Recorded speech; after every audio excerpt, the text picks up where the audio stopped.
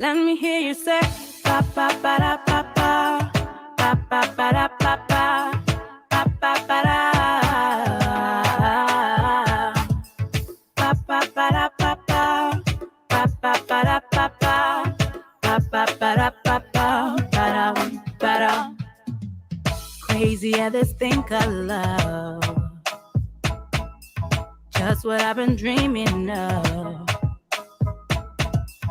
I can never figure out, oh, how you do the things you do. Is why I'm so in love with you.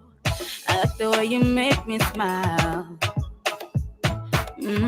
Boy, you give me butterflies.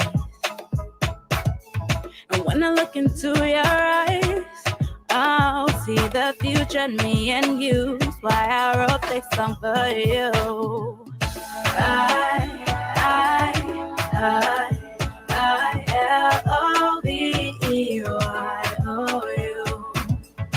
I-L-O-V-E-Y-O-U.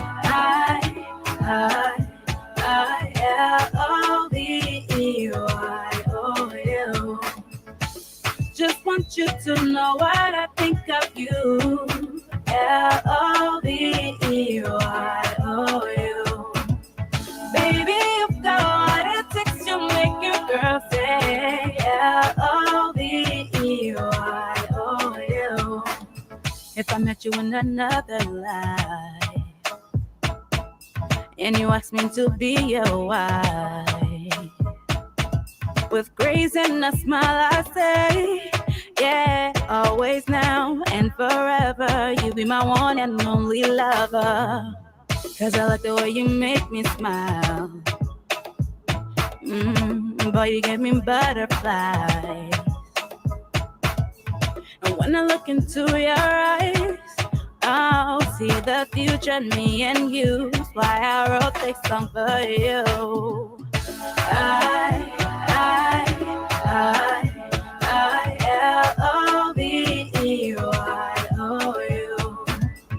I-L-O-V-E-Y-O-U.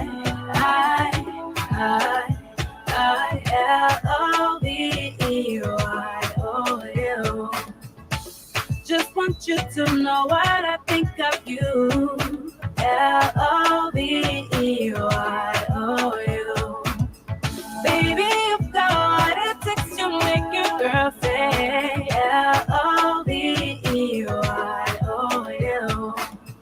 Ba ba ba da ba ba ba ba ba da ba ba ba ba ba da ba ba ba da ba ba ba ba ba da ba ba ba ba ba da ba ba ba da.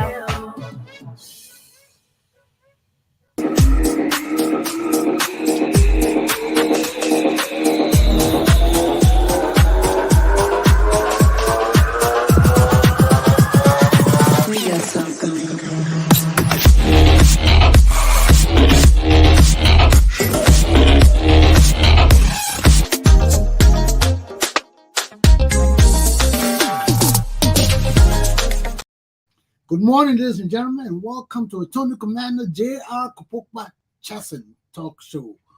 Today is Saturday, March the 25th, 2023. We rise this morning to mid to upper 30 degrees in Providence, Rhode Island. It's cold. What the day has in store for us? Check your weather, okay? Okay, let me put up my topic for this morning. First of all, I want to take this time to join all the Liberian people to extend our sincere thanks and appreciation to the Lone Star soccer team that displayed its talent yesterday when they played South Africa. Now we know that there was a 2-0 lead for South Africa. Liberians across the world were dismayed. They were depressed, sad, and everything. But fortunately, the Lone Star came back and redeemed itself. Even though we should have won that game, the game ended 2-2. But South Africa is such an advanced team compared to Liberia. You know, they have hosted the World Cup. They have been, you know, they're a progressive nation. They're an industrialized nation, even though they're in Africa. So for Liberia to go there and display its talent as it did, we got to join Liberians across the world who are happy today and rejoicing and say, thank you, Lone Star. Now we know next week is the return match in Monrovia, Liberia at the SKD Stadium. We hope that stadium is up to par for this game. The Lone Star is going there again. And our hopes are high. Despite the fact that we know that the Lone Star don't get the kind of support it needs, it doesn't have the logistics that it needs. We got the manpower. And we pray that our boys will show up on Tuesday. I think the game is Tuesday or Wednesday or Monday, whatever the game is next week. They will show up and perform exceedingly. So that's my take on the Lone Star. We wish them the best. They did well. Go out there and make us proud, because we need something in this world to make us proud, man. We need something. We've been backward for so long. We have lost. And we need something to make us proud. Okay? So Lone Star, thank you very much. That's my take on this. Let me take a break and I'll come back and we'll start my lesson for the day.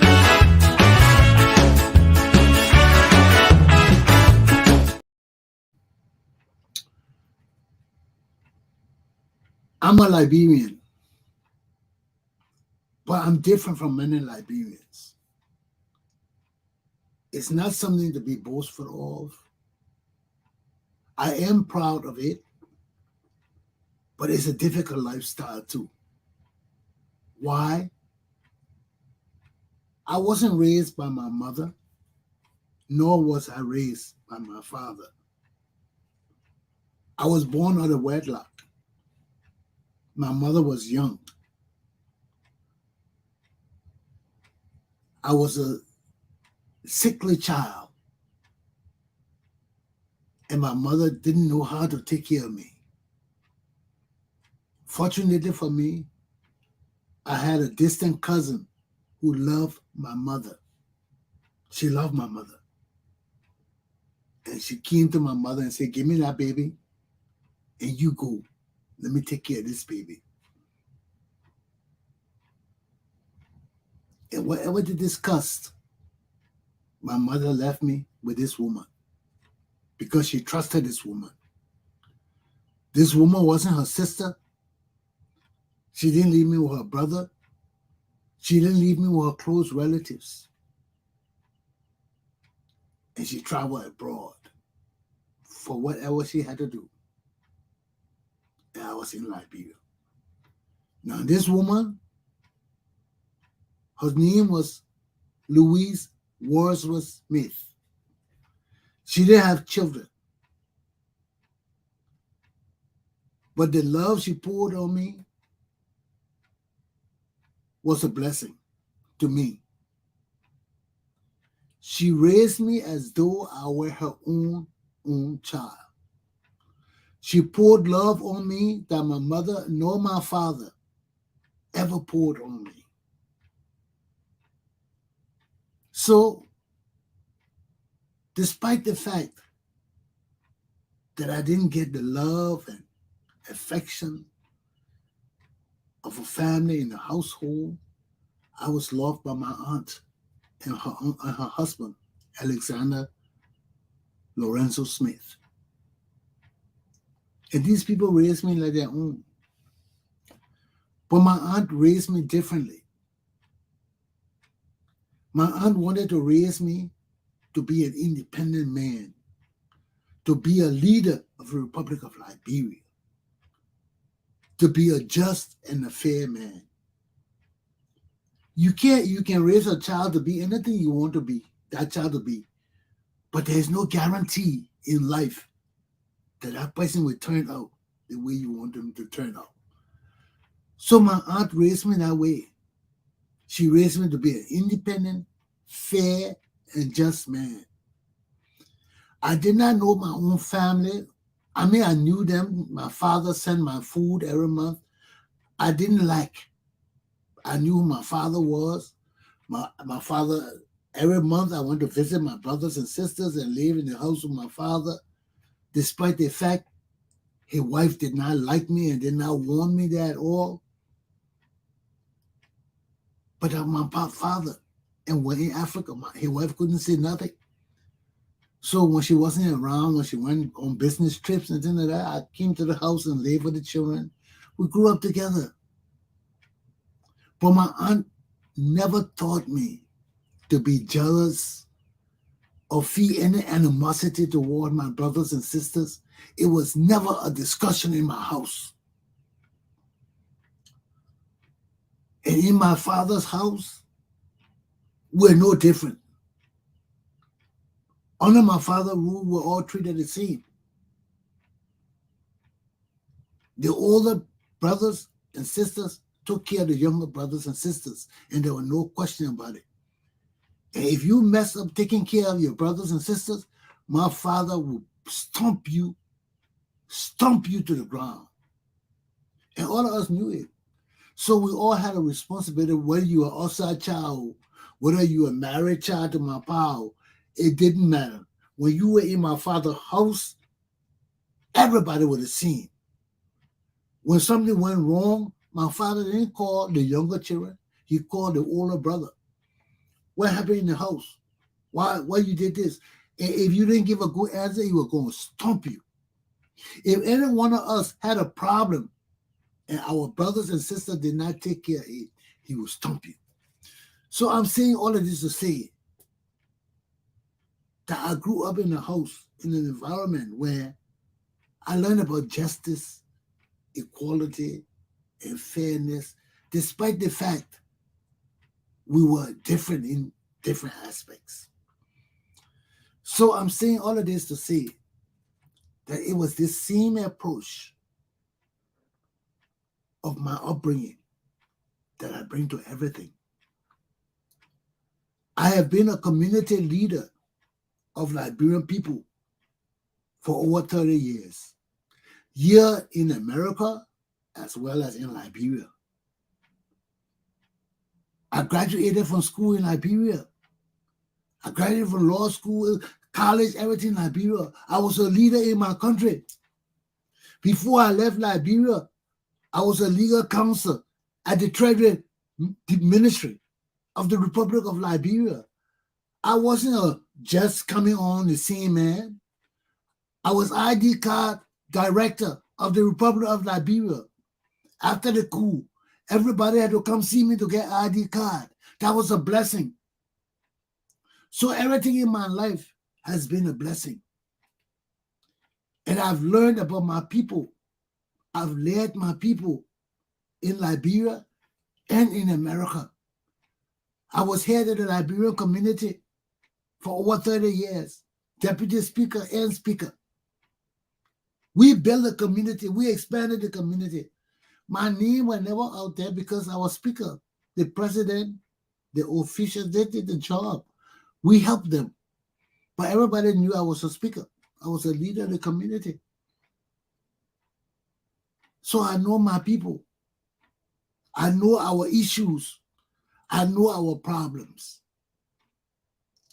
So let's go into our problems now. Let's go into the Liberian problem. Because the reason why people don't like me, plenty of people don't like me. I know it. I know plenty of people. And plenty of people don't like me. Why? Because I like things to be straight. I like things to do according to the law. I don't like shortcuts. Everybody got to pull their weight on me. And people don't like that. Our people are used to corruption. Our leader of the community, people got stealing. People devising ways to steal. I can't deal with that. I was community leader for 30 years. I did that in America alone. I'm tired. I can't deal with that no more. I can't deal with petty corruption and just corrupt ways. You know, our ways are corrupt. And that's why people don't like me. Because I see it. I point it out. And I'm tired of dealing with corrupt people. So I leave. I don't go to family meeting no more because it's the same thing in the family. Our society is corrupt. I go to family meeting, the same thing. My family corrupt. People right in the family stealing from each other. And they don't want me to talk about it. They don't want me to bring changes. And I'm not there to fight people for money. I'm not there to fight people for anything. I'm there to bring innovation. I'm there to bring change so all of us can enjoy. But if people don't want it, I ain't going to force them. And that's why they don't like me. I go to my family, I see things wrong. I said, no, we can't do it like that. It's not right. We're going to be a family. We're going to be fair. We got to set it up fair. Let everybody see it's fair. Let everybody judge it. Let everybody speak about it. Let everybody have opinions about it.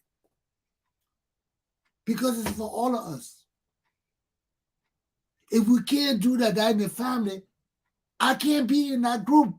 I wasn't raised that kind of way. I wasn't raised to steal from poor people. My aunt who raised me, she raised me well. You see, and my aunt wasn't perfect. She did some things to my mom. They have fuss and all of that. But when I look at everything, when I weigh it, that woman did things for me in my life today that I'm thankful for. I'm sincere to say something. I'm sincere to things. Just like I'm sincere to my God. Look, as a Christian, we are deceitful people. Look at our country right now. Everybody using juju in Liberia. Everybody using juju in Liberia is not right. Christians cannot use juju. I've been through that path before. I grew up in Liberia. I use juju. Playing basketball, I use juju. We as a group, we all did it. In St. Patrick's School, I remember in the bus, every time we go to blow the juju in the bus, the priest used to run out of the bus. But he was deceiving us. He was deceiving us. Because this was a Catholic institution under the cross of Jesus Christ. And no juju is supposed to be used in any aspect of the Catholic Church. But yeah, we were, when we go to play games, we get in the bus, we all sweating. You got to pull out the juju. We got to blow the dust. As soon as they pull it out, the pastor run out of the bus. The brother will run out of the bus, we'll close the bus, we'll blow our juju, and go out of the bus, we'll go and play. Those things are serious shit. Believe it or not, they work. There was sometimes I would get on the court, I would feel like I got bricks on me. Why? Because the other team was a juju team, B.W. Harris. That all B.W. Harris dealt in juju. They had a coach called Lucifer, Herbert Grisman. That all Herbert Grisman did with the team. B.W. Harris school team used to sleep in the graveyard at night. Those guys used to do some serious juju shit. When we played those guys, we had to do our juju shit too because we thought it was equal. But every time we get to the court, I would feel this weight on me, man. Like I got bricks on me. I can't even jump. Sometimes they used to beat us because of that. We'll wake up in the morning, your spirit gone somewhere else. That shit is serious shit, man.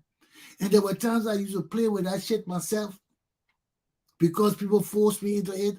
It wasn't something I grew up doing.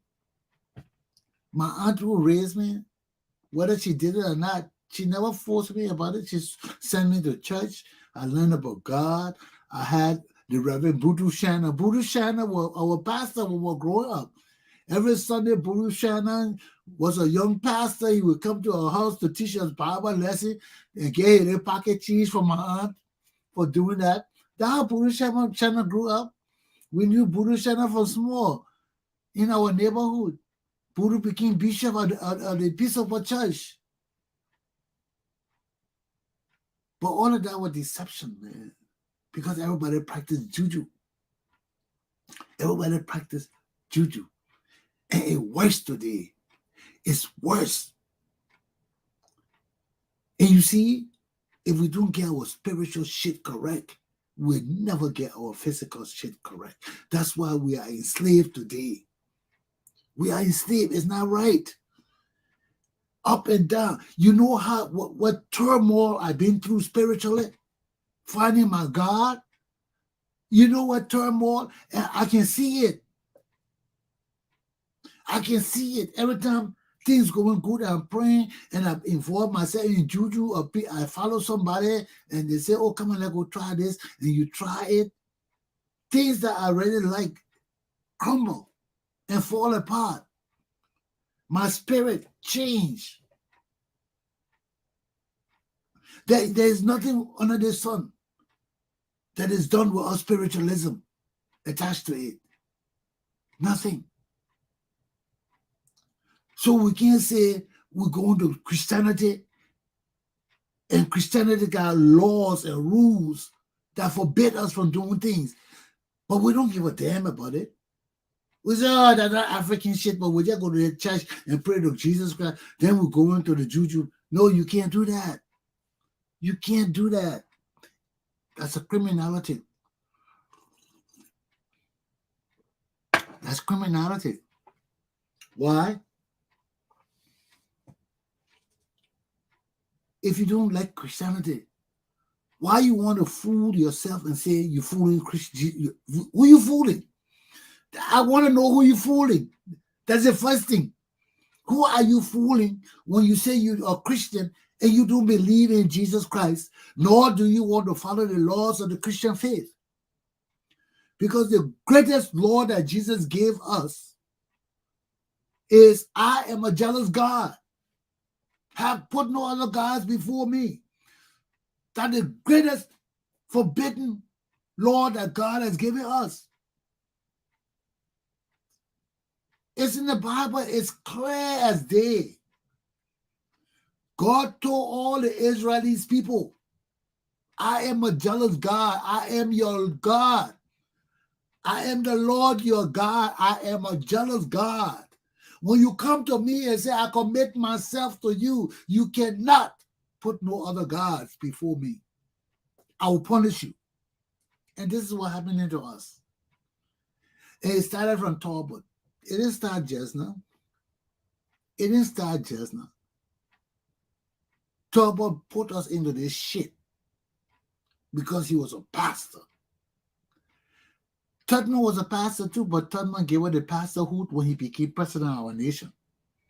But Talbot was an ordained pastor, preaching in the church every Sunday, and became president of Liberia. And he was involved in juju too.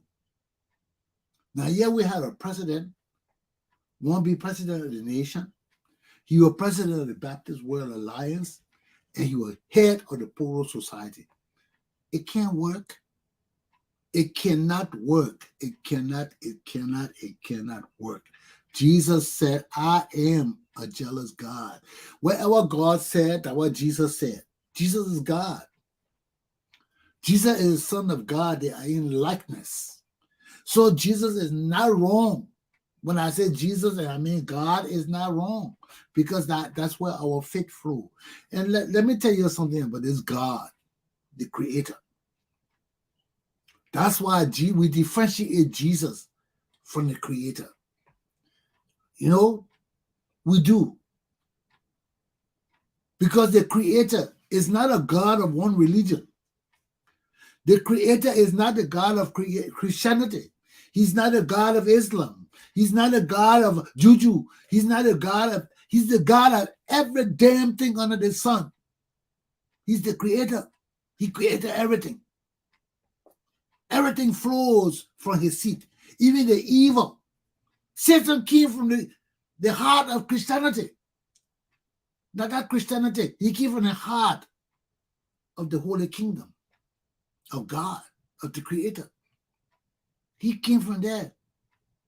But when he got wise and wise, he said, man, I can form my own shit. Why am I here under this God when I got the power that he cannot take away from me? He already given it to me. God cannot take away from you what he gives you.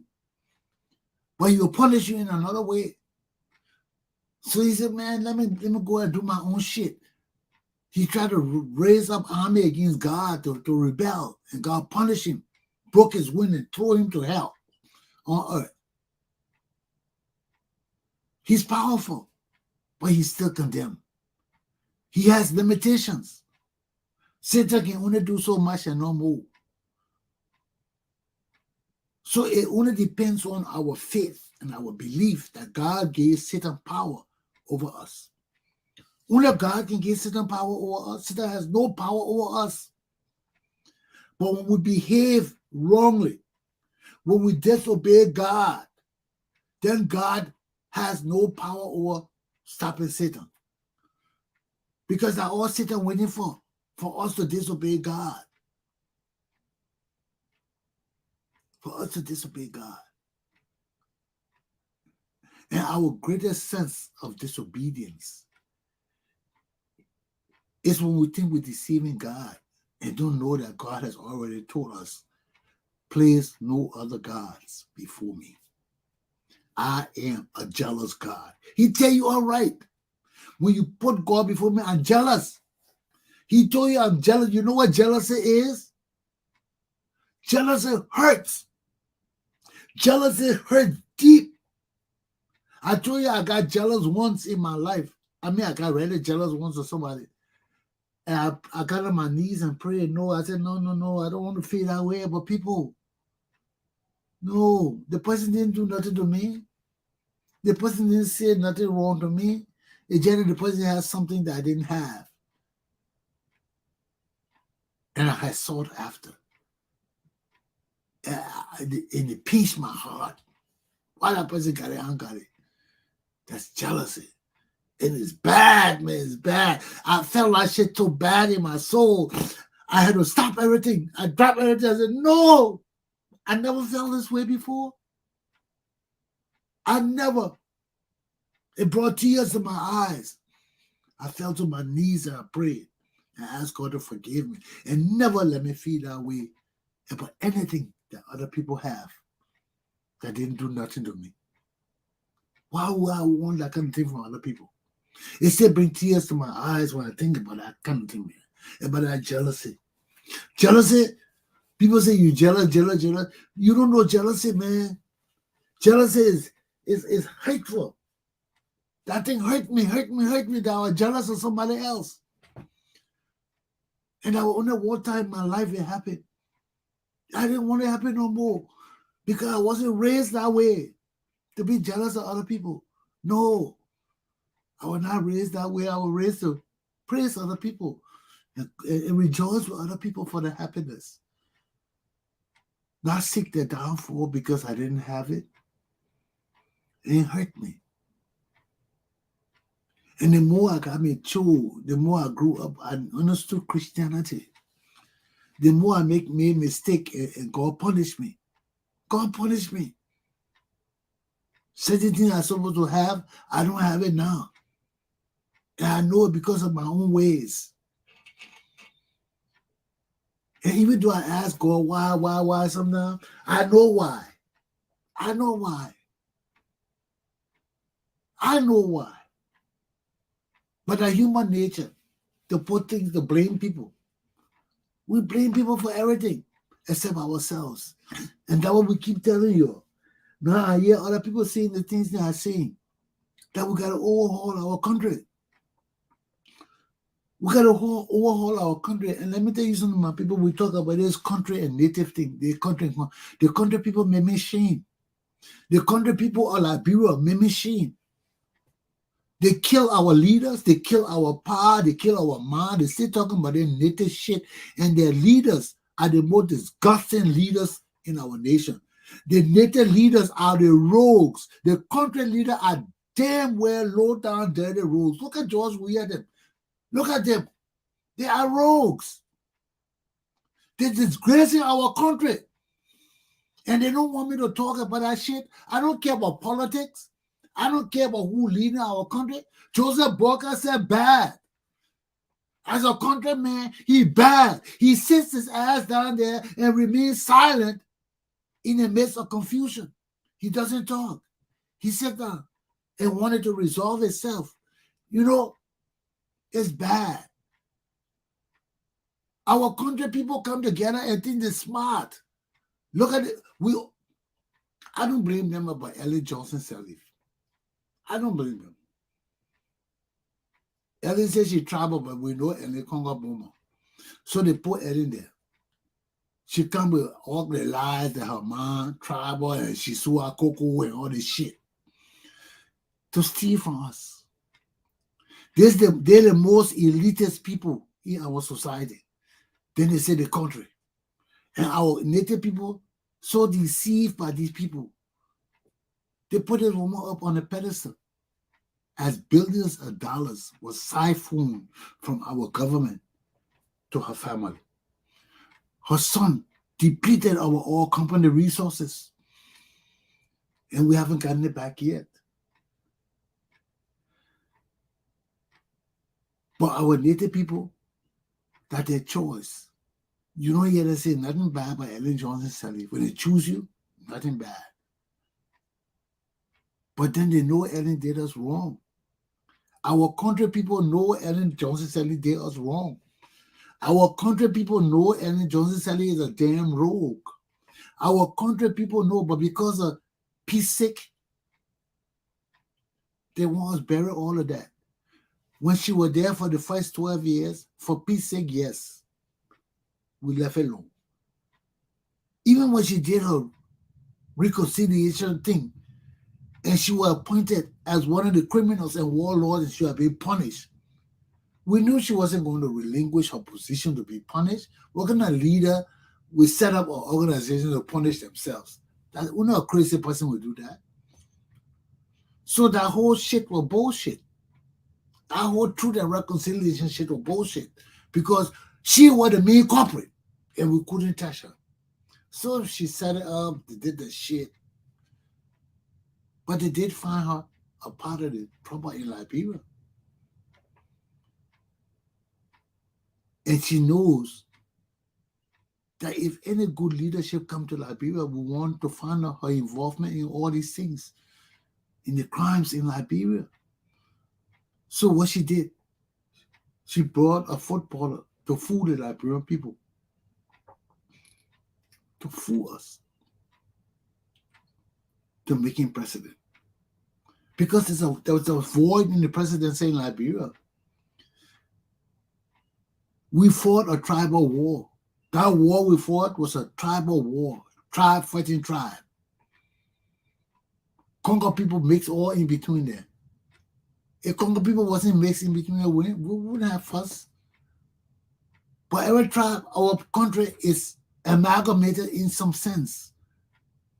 The Congo people in Liberia for over 200 years, you think we're not mixed with every tribe?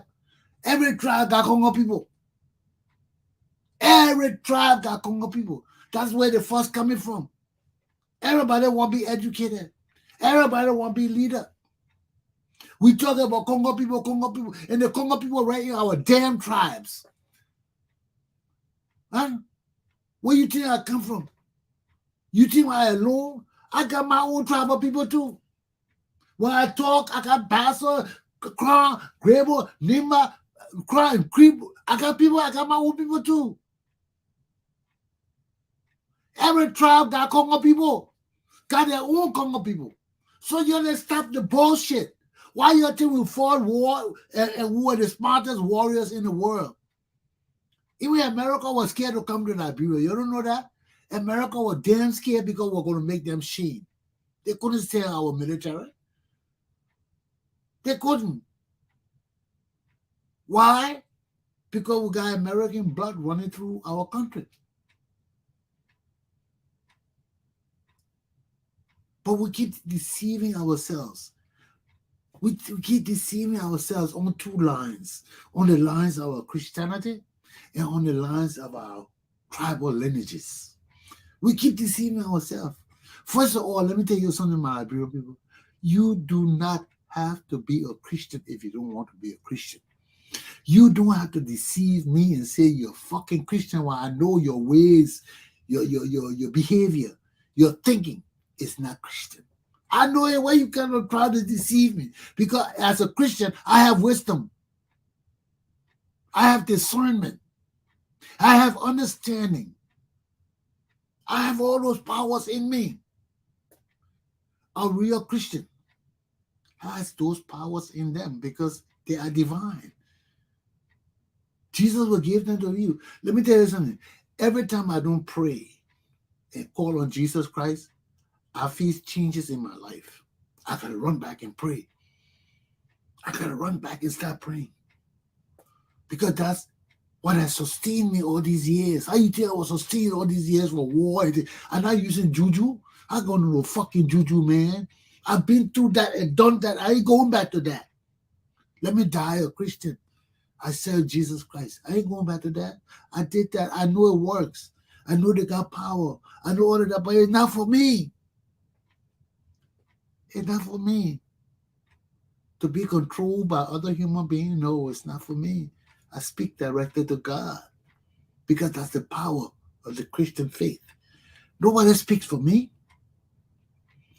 That's the power that Jesus Christ gives each and every one of us to be self-sustaining. I didn't even need to go to church. But Jesus tells me that when two or more come together in my name, I am with them. So that poses a responsibility on me to go to church, to join with other Christians and speak about Jesus and be happy about it.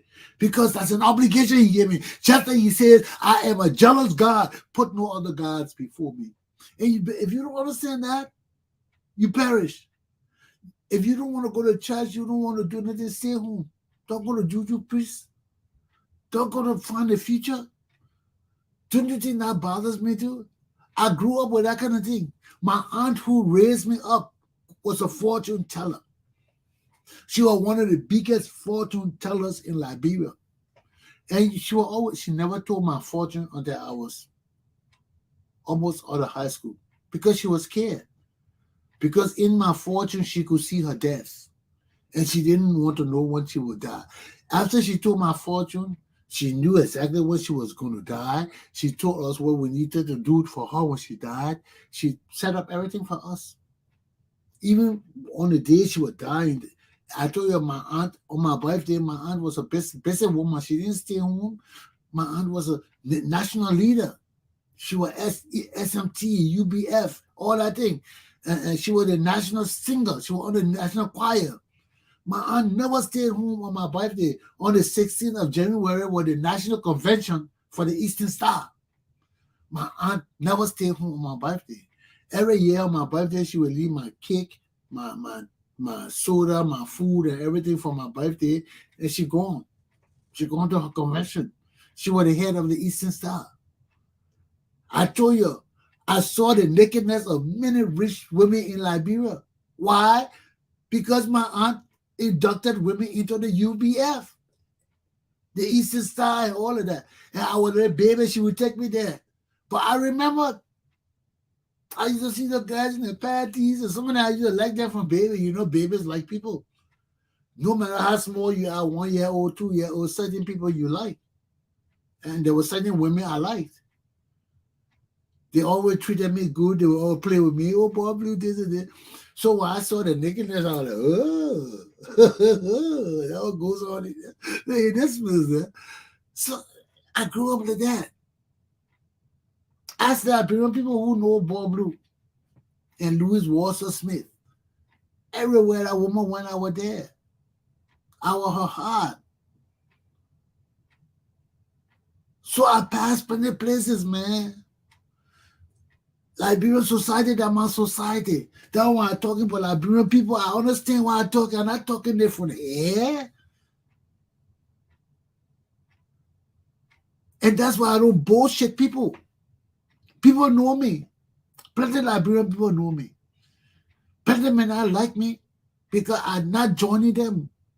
I'm not taking their bullshit. If it's wrong, it's wrong. And I'm not joining it. If it's not good for my country, it's not good for my country. It doesn't matter how long it existed as a tradition. We got to kick that tradition out. It's not good for the Republic of Liberia. And I will not partake in it. And that's why they don't like me. They don't like me for that. And plenty of people will not like me because plenty of organizations I go to, people don't know how to lead. People don't know some of the things that cause problems. You know, people, we in the organization, somebody come, oh, I want to do this, but I'm so broke. And then somebody in the organization leadership say, oh, don't worry, we'll take care of you. Then they give that person money. That's not how the organization works. It doesn't matter whether it's a family organization or not. We can pity people. But when we lay out processes of how the organization should help people, we follow those processes. We don't give into emotions of the family relations or the situations where people need that help. That's not how our organization works. We work by rules. If you're going to circumvent the rules, circumvent it in a way that it makes sense, that is legal. Be smart. But if you're not smart, you can't just mess with everything in our country. And this is the problem with our indigenous people. Our indigenous people pretend everything normal. Our indigenous people, our country people, and I say indigenous, our country people pretend that everything normal. All the stealing, all the corruption, all the lies they see their own leaders doing, instead of us chastising these people, they want to steal too. So they think that if they leave these people and don't talk, when they do it, the people have no right to talk to. That's not the fucking way we run a country. That's not how we run a country. It's not tit for tat and tat for tat. No. When you steal, we don't hope that when we steal too, you will not talk because we didn't talk because when you stole. No, that's not how our country works. You see, those are the two things that are killing us. Understanding who we are and understanding our God. When we don't understand those two things, nothing in our life can work right. Our nation is no longer a sovereign nation. I hope you know that, right? It's clear that we are satellite of America. We've been that way. We've been talking for a time or more. They've been saying, no, you're independent, you're independent. Now we can see that we're not independent. When a spy agency that checks on corruption and foreign activities of foreign governments call our president secretly, not even secretly, it's openly because the man came to Liberia to visit Liberia firsthand to corroborate what he had heard. That means to buttress, to strengthen what he had heard in America.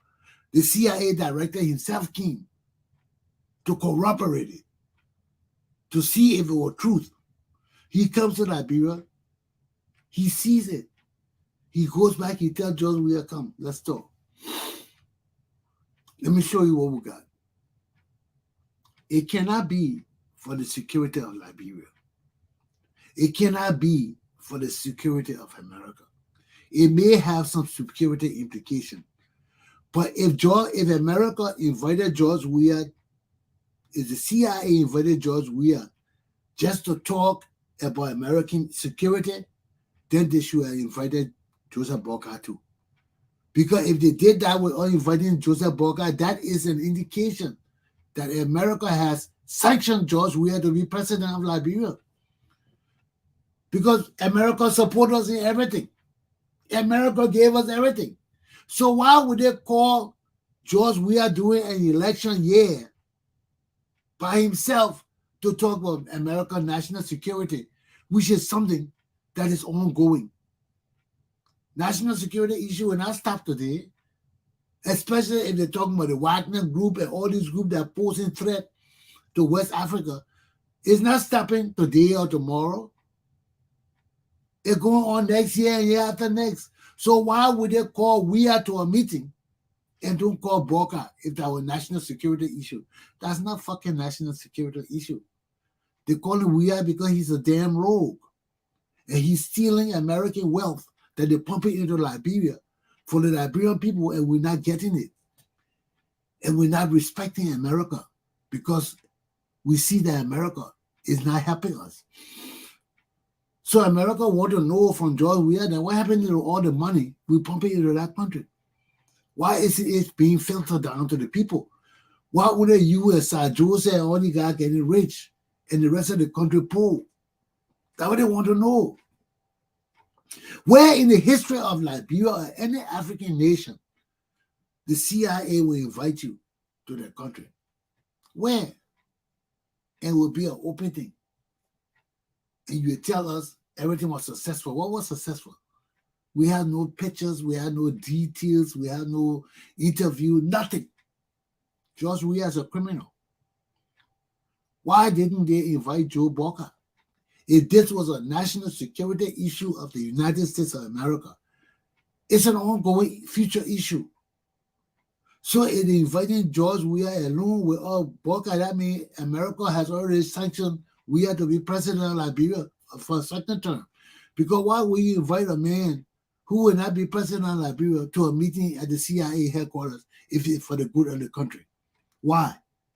Then you got to invite all the political parties. You got to invite Cummings. You got to invite Boca. You got to invite Weah. You got to invite Gongolo. You got to invite all of them to come to this meeting. But you wouldn't invite Weah and his staff? No, it cannot be for security reasons. These people have let the country people down. All the country leaders in our country have let the country people down. Why? Because the power conquer people, they're greedy, and they're useless. Every tribe in Liberia got Congo people. Every tribe in Liberia got Congo people. And those are the people that are deceiving the indigenous people, the illiterate people in their tribes. All of them getting rich. Look at Prince Johnson. Look at Sir Joseph. Look at Edmund Snow. Name them. All of them millionaires got school and every shit now. How they got it? When they came there to fight for our country. You see? And these are the things that hurting me. I could be among the people. I could be among Charles Taylor and Ellen Johnson, but I refuse. No, because I wasn't brought up that way by my aunt. My aunt did not raise me that way to rob the Liberian people of their wealth. My aunt raised me to be a leader of my people, to bring them happiness, to bring them joy, to bring them organization and direction. Not to rob from my people. I don't give a damn who you are. That was my aunt didn't raise me about Congo and indigenous. No, she never sent me to my own people in Kiris when I was almost 16 or 17 years old. Then one day she called me, she said, you need to go learn about your mom people. That's just what my aunt said to me. And she's from Kirisburg. She was one of the big leaders of the Wadsworth family. But she never sent me to my people until I was like 13 or 14 or 15 years old. Then all of a sudden one day she just called me. She said, I feel you need to go learn about your mom people. Pack up, you're going to Kirisburg for vacation. I started going to vacation every day. And the people that I saw in Kirisburg, I was different from them. All they talk about was property and who owned property and who was stealing from who in the community, and they never liked each other. They always had some bad thing to say about each other. In Germany, they call it Schadenfreude. When people are successful, you always bitter about the success. You want to say something negative about it. You always saying negative things about the happiness or something like that. They call it Schadenfreude. You're not sincere about what you're saying. And that was my mom people. I couldn't understand my mom people. They never told you the truth. They were always telling some kind of story. They were always lying about property or who got money. Something was wrong. And I always knew it. But the coup, the Civil War, brought all of that out. It brought all of that out. Now we know who all the greedy people were and are still, and the people that destroy our country. They will never involve me. They know me. They know me good. All the people leading Liberia know me damn well. They know me good because I dealt with them. And if you don't see me joining them, because I don't believe in the philosophies of leadership. I don't. And our country cannot just come from war and just pick up Trinidad like nothing happened, pretend like we're still going on and just move the country. We can't do it. We got too many mental issues and problems that need to be addressed. We got psychological problems. Even among our leaders, we're not addressing it. We cannot pretend that we didn't fight war. We cannot pretend that we didn't hit each other bitterly. We can't pretend we didn't kill each other with impunity. We can't pretend that we're not wicked to each other. We cannot pretend that we got Prince George pastor, George we are pastor. Oh, what did people become pastor? Because we are deceitful people. We want to think that nothing happened. Ellen Johnson Sally fooled us. Ellen Johnson Sally, instead of coming to build our people up and build our society up, she was busy fighting to build infrastructure. Infrastructure is there, but it still hasn't built up. Everything we build, we're stealing it cheap, it breaking down. It will not do us good.